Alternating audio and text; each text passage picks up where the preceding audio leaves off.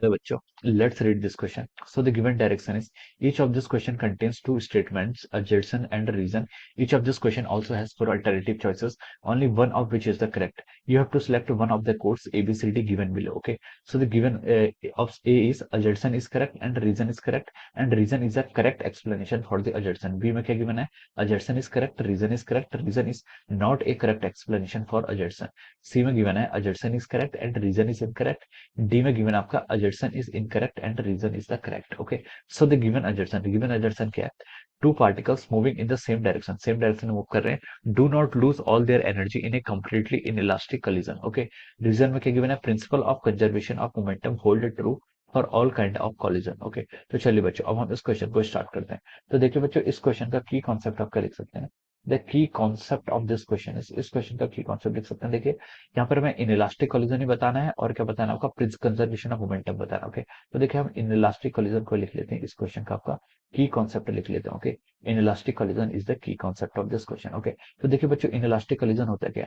Inelastic collision वो collision होता है जहां पर आपकी क्या बॉडी करती है, आफ्टर कोलिजन के बाद क्या करती है, अपनी सेफ साइज एंड सिमेट्री को कंप्लीटली रिगेन नहीं कर पाती. Okay, do not regain completely it's safe size geometry. Okay, क्या लिख सकते हैं? Do not regain completely its shape, size and geometry. Okay, do not regain completely its geometry लिख लेते हैं. ओके, ज्योमेट्री या फिर shape size and geometry shape and size. Okay, तो ये क्या होता है आपका इनइलास्टिक कोलिजन होता है. ओके, इनइलास्टिक कोलिजन में क्या होता है आपका जो कोएफिशिएंट ऑफ रेस्टिट्यूशन होता है, कोएफिशिएंट ऑफ रेस्टिट्यूशन क्या करता है आपका 0 से 1 के बीच में लाई करता है. Okay, this is for inelastic collision. Okay, और परफेक्टली इनइलास्टिक कोलिजन में क्या हो जाता है आपका ई की वैल्यू आपकी 0 के इक्वल हो जाती है. कोएफिशिएंट ऑफ रेस्टिट्यूशन होता है कि आपका velocity of separation divided by velocity of approach. क्या हो जाता है?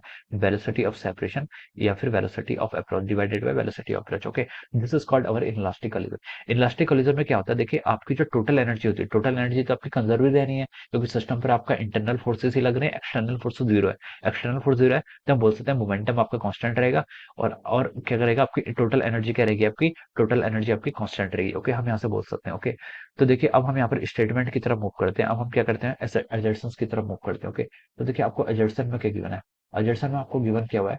Two particles moving in the same direction में मूव कर रहे हैं. ओके, सेम डायरेक्शन में मूव करने का मतलब यह है कि एक पार्टिकल अगर इस डायरेक्शन में मूव कर रहा है, दूसरा पार्टिकल आपका इस डायरेक्शन में मूव कर रहा है, तो देखिए इनके बीच में कब कॉलिजन होगा? ओके, मान लीजिए ये u1 वेलोसिटी से और ये u2 वेलोसिटी से मूव कर रहा है.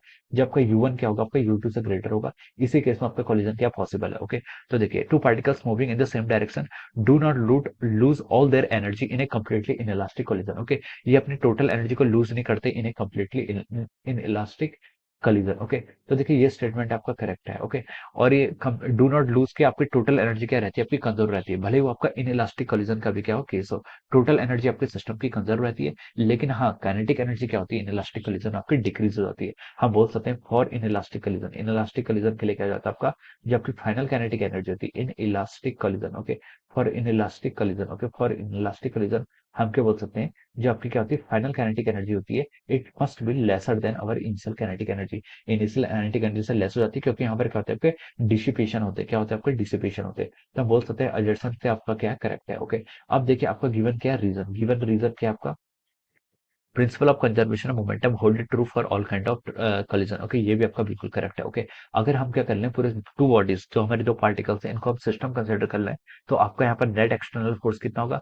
जो आपका नेट एक्सटर्नल फोर्स होगा it must be equal to zero. ये आपके जीरो के इक्वल होगा. तो हम यहाँ से बोल सकते हैं जो आपका मोमेंटम आएगा, मोमेंटम क्या रहेगा? आपका कांस्टेंट रहेगा. ओके, हम बोल सकते हैं कि मोमेंटम ऑफ कंजर्वेशन तो सारे कोलिजन के लिए ट्रू है, भले वो इलास्टिक हो, non elastic sorry in elastic हो, परफेक्टली इन इलास्टिक हो या फिर इलास्टिक हो. ओके, मोमेंटम कंजर्वेशन तो आपका ट्रू रहता है. ओके, तो देखिए एडजर्सन भी ट्रू है and reason is also true.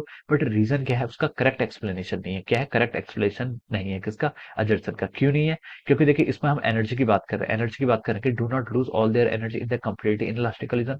क्यों? क्योंकि देखिए यहाँ पर आपकी टोटल एनर्जी क्या रहती है? सेम रहती है. लेकिन इनइलास्टिक कोलिजन में क्या होता है? आपकी जो काइनेटिक एनर्जी होती है, kinetic energy gets converted into some other forms of energy. या तो हीट एनर्जी की फॉर्म में जाएगी और कुछ एनर्जी क्या जाएगी आपकी ये आपकी पोटेंशियल एनर्जी की फॉर्म में क्या जाती है? कन्वर्ट हो जाती है. Okay, so this that will be the reason. इसका रीजन ये होगा. ओके, तो हम क्या लिख सकते हैं? देखिए assertion is true, reason is true, but reason is not the correct explanation of the assertion. Okay, तो हम लिख सकते हैं इसके क्रॉसपॉन्डिंग आपका जो ऑप्शन बी होगा वो क्या हो जाएगा? आपका करेक्ट हो जाएगा. Okay, option B will be the correct answer of this question. Option B क्या हो जाएगा इस क्वेश्चन के करस्पॉन्डिंग आपका करेक्ट आंसर हो जाएगा। Okay, so I hope you all understood this concept. All the best and thank you.